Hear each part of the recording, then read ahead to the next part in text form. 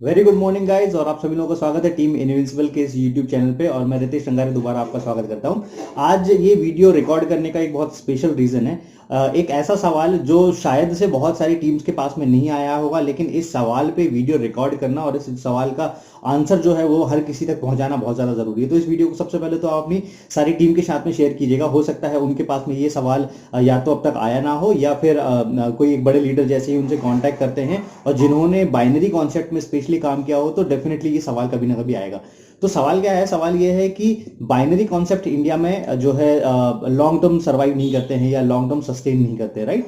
और ये बहुत जो ये जो सवाल पूछेगा ना व्यक्ति, वो ऐसा व्यक्ति रहेगा जिसने बाइनरी में काम किया है और उसकी कंपनी कोलैप्स हो गई है। मैं खुद का ही एग्जांपल आपको देके समझाता हूँ। 2005 से 2009 में जब मैंने एक नेटवर्क मार्केटिंग कंपनी में काम किया था, तो वो कंप्लीट बाइनरी कॉन्सेप्ट था, राइट।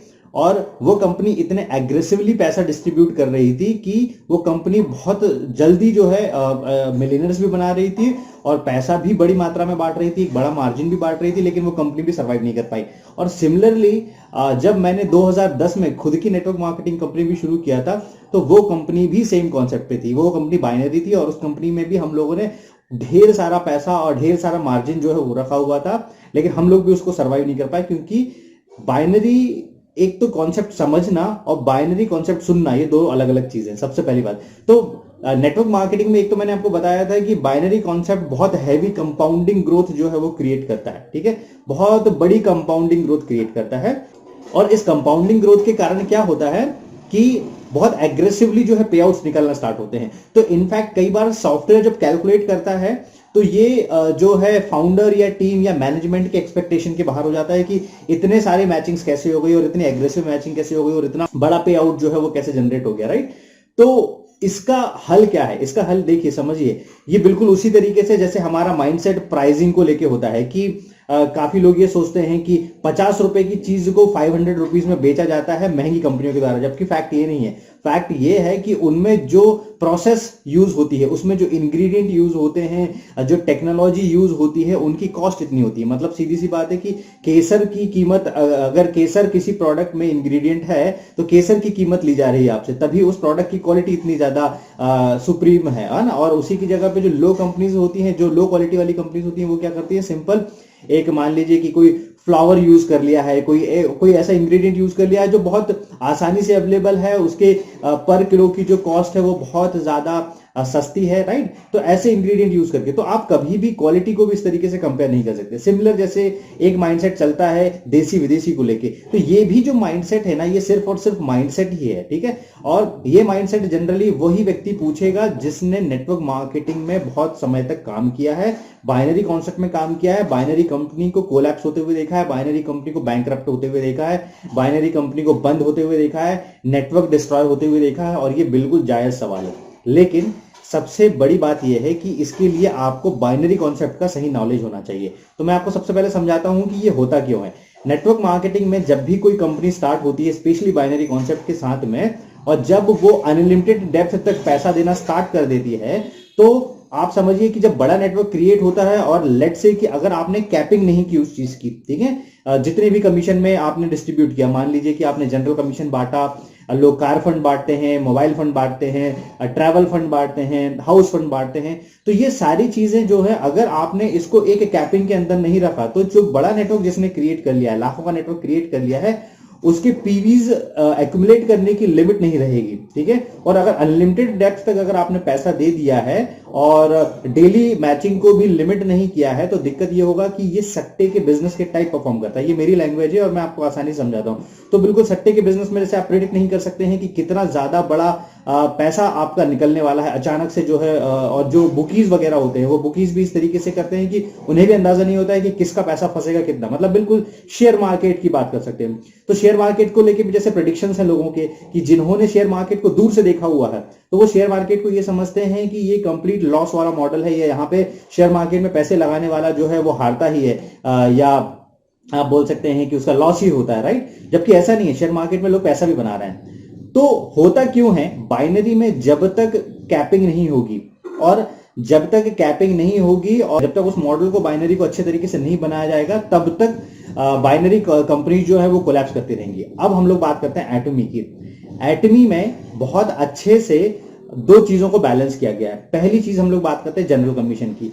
तो जनरल कमीशन को उसकी मैक्स अगर आप लिमिट देखोगे तो मैक्स लिमिट उसकी जाती है 80,000 रुपए, एक अप्रॉक्स फिगर की बात कर रहा हूं। 80,000 रुपए पर डे तक की ही इनकम आप जनरेट कर सकते हो। इसका मतलब जनरल कमीशन में 5 करोड़ डेली मैचिंग के ऊपर जो पीवीज है वो अवेलेबल ही नहीं है। इसका मतलब अगर 100 करोड़ डेली मैचिंग भी पीवी जा रहा होगा वो फ्लश आउट होगा, और वो बहुत ज्यादा जरूरी है फ्लश आउट होना। अगर वो फ्लश आउट नहीं हुआ और कंपनी को उसके लिए पे करना पड़ा तो प्रॉब्लम ये हो जाएगी, कंपनी लॉन्ग टर्म सर्वाइव नहीं कर पाएगी। ज्यादा से ज्यादा 1 साल 2 साल के अंदर में कंपनी बंद हो जाएगी।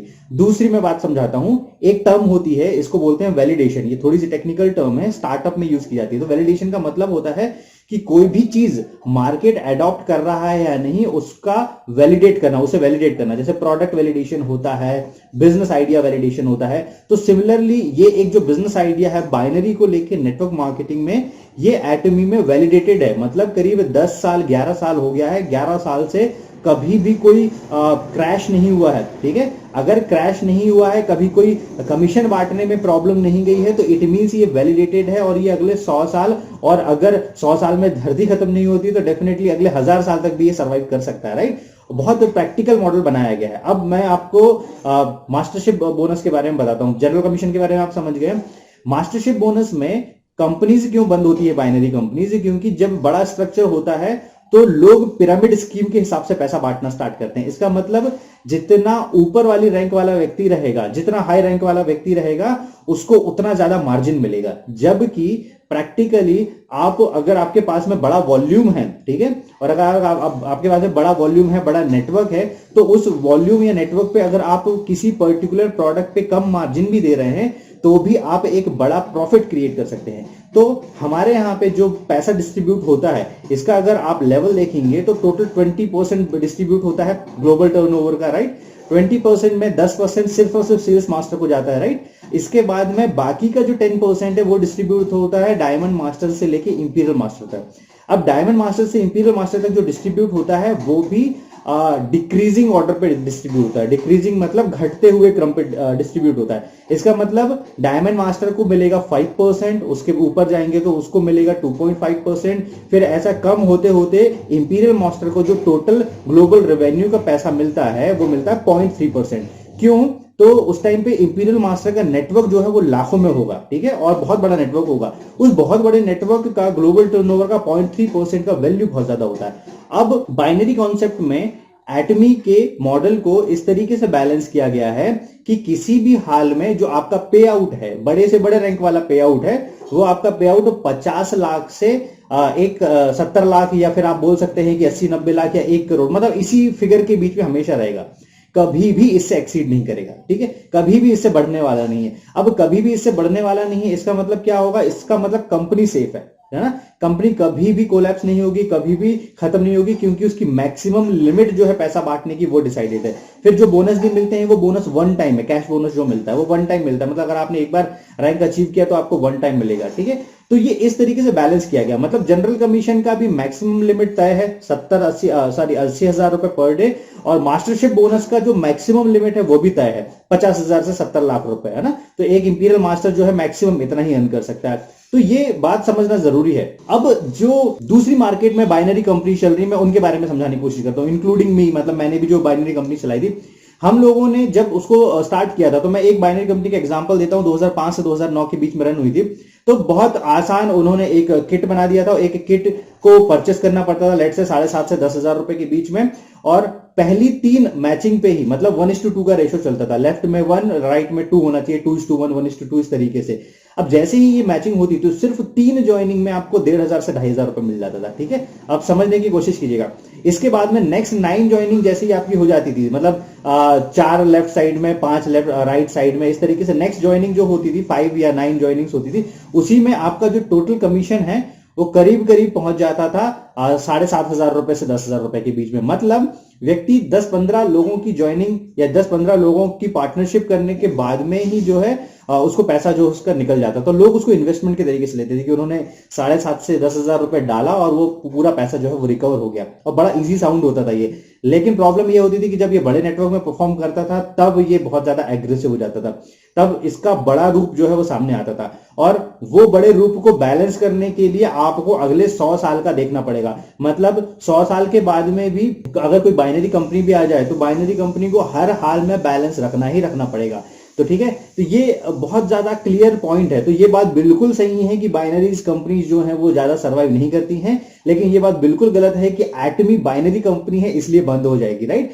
क्योंकि हर प्रॉब्लम का एक सर्टेन सोल्यूशन होता है और एटमी ने इसका सोल्यूशन निकाला हुआ है। और मैं आपको ये भी बता देता हूं कि आगे आने वाले समय में इंडिया में एटमी बहुत तेजी से ग्रो करेगी, क्योंकि ये जो बाइनरी बिजनेस मॉडल इन्होंने डिजाइन किया हुआ है, हम लोग जिसे बोलते हैं अनलिमिटेड लेवरेज जो निकाल सकते हैं पीवीज के, राइट, ग्रुप पीवीज के। तो इसका फायदा क्या होता है कि आपने अगर 100वें रैंक पे भी किसी को स्पॉन्सर किया, या तो आपने स्पॉन्सर किया है या उसका इमीडिएट स्पॉन्सर ने उसके नीचे स्पॉन्सर किया है, तो उसका फायदा जितना आपको मिलेगा उतना नीचे वाले को भी मिलेगा, मतलब 100वीं रैंक वाले को व्यक्ति को भी मिलेगा। और यही फायदा जो है वो ऊपर तक डिस्ट्रीब्यूट होता है, मतलब 1000 लेवल पे, 10,000 लेवल पे और उसके ऊपर जो लोग रहेंगे सभी तक डिस्ट्रीब्यूट होता है। तो लेकिन इसको बैलेंस किया गया है ना। जैसे आप इनिशियल प्रॉफिट देखेंगे तो इनिशियल प्रॉफिट बाइनरीज की इसलिए कम रखे जाते हैं। जब शुरुआती जो मैचिंग होती है 1321 रुपए प्रोडक्ट बेस्ड कंपनीज में ये रखा जाता है, ये प्रैक्टिकल डिसीजन है। अगर यहाँ पे कोई कंपनी आपको बहुत एक्स्ट्रा मार्जिन दे रही है ना, तो वो कंपनी इमीडिएट बैंकरप्ट हो सकती है, राइट? तो ये कुछ चीजें हैं, ये चीजें जनरली बहुत ज्यादा डिस्कस नहीं की जाती हैं।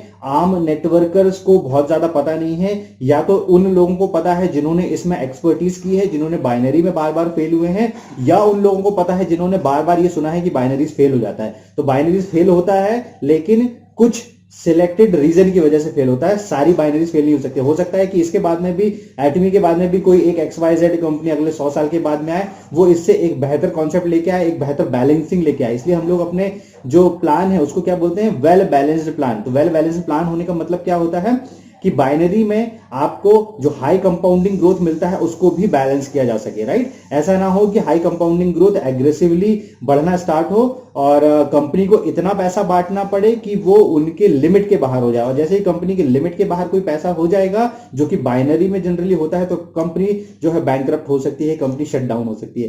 तो ये वीडियो को सर्कुलेट कीजिए, बहुत ज्यादा जरूरी वीडियो है, क्योंकि काफी लोगों को, इनफैक्ट मैं बोलूंगा कि इसके पीछे का जो कारण है कि एटमी क्यों बाइनरी होने के बाद में बंद नहीं हो सकता, वो किसी को नहीं पता है, राइट? तो ये वीडियो को शेयर कीजिए और आई होप ये वीडियो बहुत ज्यादा इंफॉर्मेटिव रहा होगा। कमेंट जरूर कीजिए, फीडबैक कीजिए और मुझे बताइए वीडियो कैसा लगा। और चैनल जरूर सब्सक्राइब कीजिएगा, चैनल सब्सक्राइब करना ना भूलें, और 11 नवंबर के लिए रेडी रहें। Okay, best of luck guys, thank you so much.